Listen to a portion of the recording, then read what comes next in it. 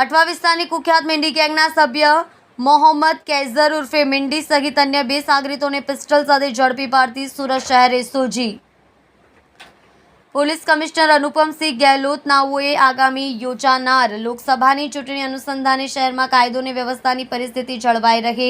અને કોઈ અનિચ્છનીય બનાવ ન બને તેમજ સુરત શહેર વિસ્તારમાં ગેરકાયદેસર હથિયારો રાખી પ્રજામાં ખોટો રોફ જમાવી ભયનું વાતાવરણ ઊભું કરી અરાજકતા ફેલાવતા હોય તેવા ટપોરી ગેંગના સાગરીતો ઉપર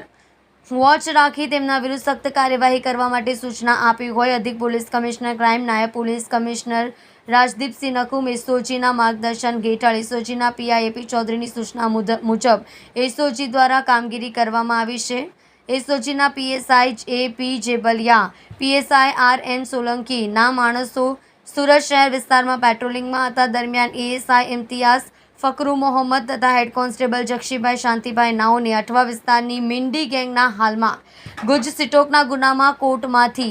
જામીન મેળવી બહાર આવેલા કૈઝર ઉર્ફે મિંડી તેના સાગરીતો સાથે પિસ્ટલ લઈને ફરી રહ્યા છે. જે બાતમી હકીકતને આધારે ઉપરોક્ત ટીમના માણસોએ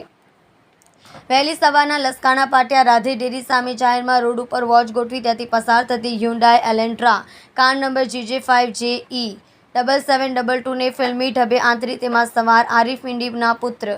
મોહમ્મદ કૈઝર ઉર્ફે મિંડી, મોહમ્મદ આરિફ ઉર્ફે આરિફ મિંડી શેખ રહેવાસી ઘર નંબર 1 1611 ખાંડેરાવપુરા નાનવાલા કોમ્પ્લેક્સની પાસે નાનપુરા સુરત. તેના સાગરીતો આદિલ હુસેન, ઝાકિર હુસેન શેખ ઉંમર 29 રહેવાસી 1 1621 ખાંડેરાવપુરા નવાબી મસ્જિદના ટ્રસ્ટના મકાનમાં નાનપુરા સુરત. નદીમ હુસેન ઉર્ફે મંજરા, ઝાકિર હુસેન શેખ ઉંમર 28 રહેવાસી 1 1621 ખાંડેરાવપુરા નવાબી મસ્જિદના ટ્રસ્ટના મકાનમાં સુરતવાળાને પકડી પાડી